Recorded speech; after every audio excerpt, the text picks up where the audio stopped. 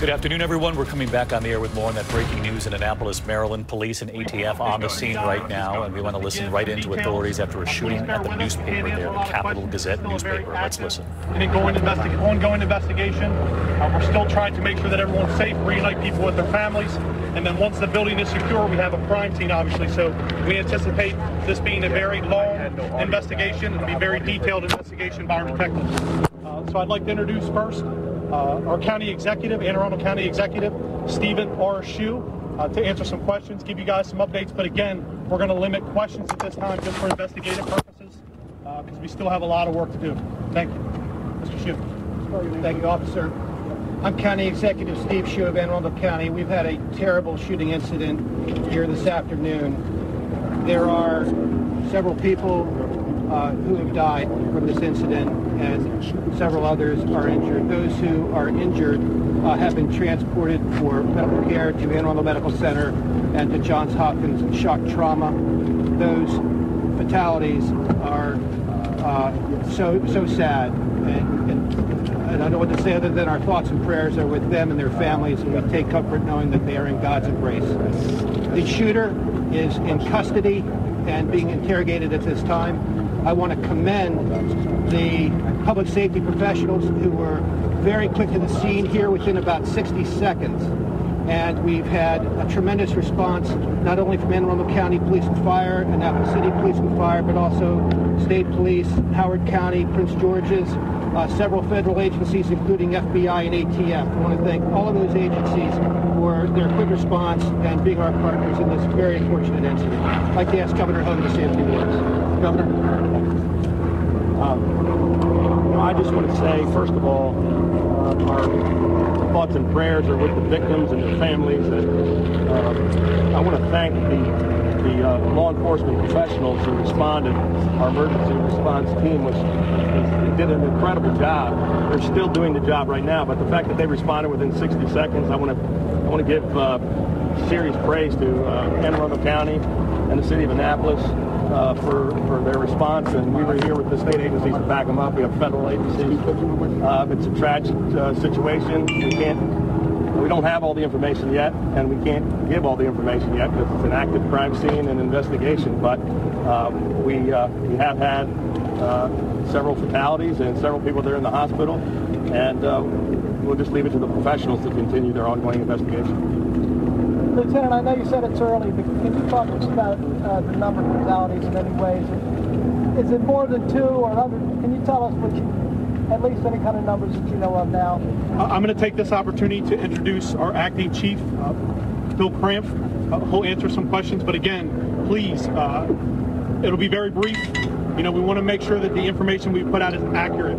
So, there's a lot of people involved here, so we want to make sure that information is accurate, and we don't want to say anything that'll ruin the investigation. So the suspect is still being interviewed by detectives, but again, I'll introduce our acting chief, William Cramp. Good afternoon. As you can see, this is a very fluid scene. You can see that we have over 10 plus allied agencies assisting with Anne Arundel County Police. The investigation has just started. So, as Ryan has said, we're going to be quite a while determining what occurred, why it occurred, and how it occurred. But as the governor mentioned, we were here quickly. We came into the building very quickly. We received a call as an active shooter.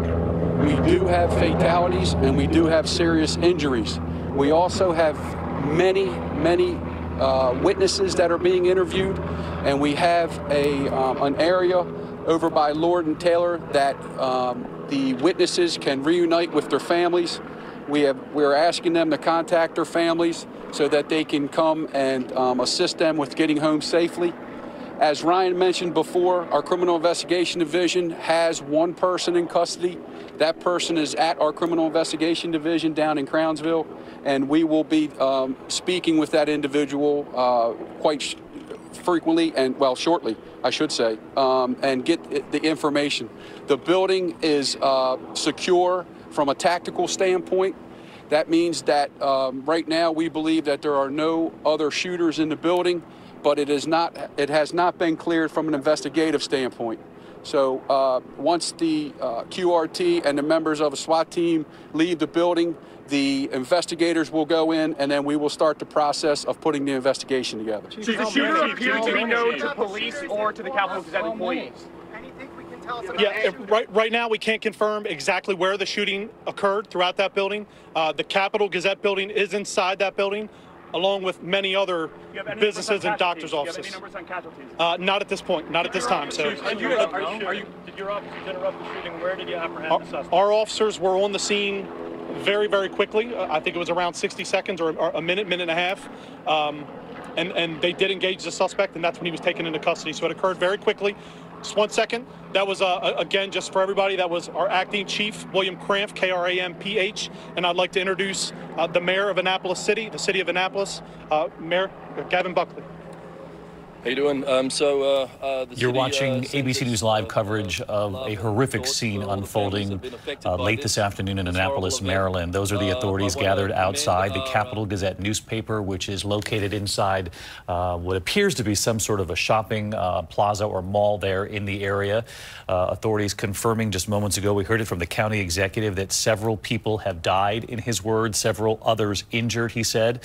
Our thoughts and prayers are with the families of the victims there at the newspaper today, he added. They've been taken to area hospitals, including the Johns Hopkins Trauma Ward. The shooter at this hour is in custody. We're told he is being questioned at this time. You did hear authorities there asked, was the shooter on their radar? Did he have a previous record or history with police? They did not answer that question, though they did point out that law enforcement was on the scene fairly quickly, within 60 seconds to a minute and 30 seconds or so. So the response was very quick. They engaged the suspect once they arrived at the scene. We are also reporting that Phil Davis, who is a courts and crime reporter for the Capitol Gazette, has been tweeting. He was caught in the newsroom as the gunfire broke out. You see it right there on the screen. He tweeted, "Gunman shot through the glass door to the office and opened fire on multiple employees. Can't say much more and don't want to declare anyone dead, but it's bad." We have heard from authorities moments ago that there are several dead, though. He goes on to tweet, "There's nothing more terrifying than hearing multiple people get shot while you're under your desk and then hear the gunman reload." That is the scene at the Capitol Gazette, Annapolis, Maryland. Several dead late today, several injured. They have been rushed to area hospitals. You just heard that court reporter and crime reporter for the newspaper tweeting and also filing a report with the paper already. It's already been posted in a subsequent interview. He describes it like a war zone inside the newspaper's office, a situation that he said would be hard to describe for a while. He goes on to say, "I'm a police reporter. I write about this stuff, not necessarily to this extent, but shootings and death all the time. But as much as I'm going to try to articulate how traumatizing it is to be hiding under your desk, you don't know until you're there and you feel helpless." He also describes the gunman being able to hear him reload, but then the gunman suddenly stopped firing. He says, quote, "I don't know why. I don't know why he stopped." And then police arriving, surrounding the shooter. And as we heard from authorities moments ago, that response within a minute and a half or so, a very quick response, engaging with the shooter who is now being questioned at this hour. I'm David Muir here in New York. We do have a team on the scene. We will have team coverage coming up tonight on World News Tonight. For many of you, your local news comes on just a short time from now. I'll see you for World News Tonight. In the meantime, the latest reporting at abcnews.com. Good day. This has been a special report from ABC News.